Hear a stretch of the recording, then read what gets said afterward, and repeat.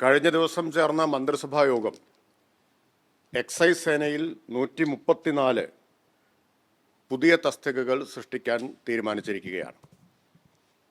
ഈ 134 തസ്തികകൾ എക്സൈസ് സേനയെ നവീകരിക്കാനും ശാക്തീകരിക്കാനും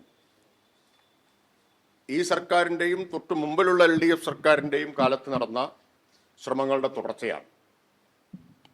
2016 ശേഷം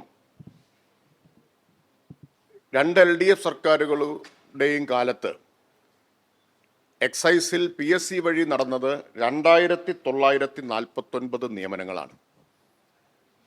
ആകെ 5600 പേരാണ് എക്സൈസ് സേനയിലുള്ളതെന്ന് ഓർക്കണം. കഴിഞ്ഞ 10 വർഷത്തിനിടയിൽ PSC വഴി 2949 നിയമനങ്ങൾ നടന്നു.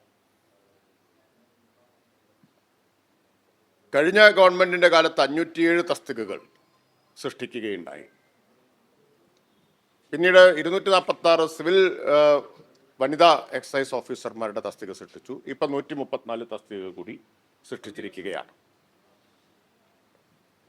കേരളത്തിൽ എക്സൈസ് സേന കുറ്റാന്വേഷണ മികവിന്റെ കാര്യത്തിൽ, എൻഫോഴ്സ്മെന്റിന്റെ കാര്യത്തിൽ രാജ്യത്തെ ഏറ്റവും മികച്ച സേനയാണ്. ഇന്ത്യയിലെ ഏറ്റവും മികച്ച ശിക്ഷാ നിരക്ക് കേരളത്തിലാണുള്ളത്. മയക്കുമരുന്ന് കേസുകളിൽ, അബ്കാരി കേസുകളിലെല്ലാം 96.37 ഇപ്പോൾ ശിക്ഷാ നിരക്ക്. അതായത് എക്സൈസ് അറസ്റ്റ് ചെയ്യുന്നവരിൽ 100 പേരെ അറസ്റ്റ് ചെയ്താൽ 96 പേരും ശിക്ഷിക്കപ്പെടും. ഈ ഗവൺമെന്റിന്റെ കാലത്താണ് ക്രൈംബ്രാഞ്ച് രൂപീകരിച്ചത്.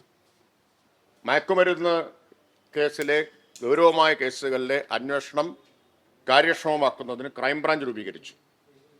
ക്രൈംബ്രാഞ്ച് വളരെ പ്രമാദമായ 16 കേസുകൾ അന്വേഷിച്ചതിൽ 14ലും വലിയ ശിക്ഷ പ്രതികൾക്ക് വാങ്ങിക്കൊടുക്കാൻ കഴിഞ്ഞു. 34 വർഷം വരെ ശിക്ഷ വാങ്ങിക്കൊടുത്ത കേസുകളുണ്ട്. പുതിയ വാഹനങ്ങൾ അനുവദിച്ചും അതുപോലെ സൈബർ വിങ്ങിനെ ശക്തിപ്പെടുത്തിയുമൊക്കെ ഈ ഗവൺമെന്റ് എക്സൈസിനെ നവീകരിക്കാൻ നടത്തിയ ശ്രമങ്ങളാണ് ഈ നേട്ടത്തിന്റെ പിന്നിലുള്ളത്.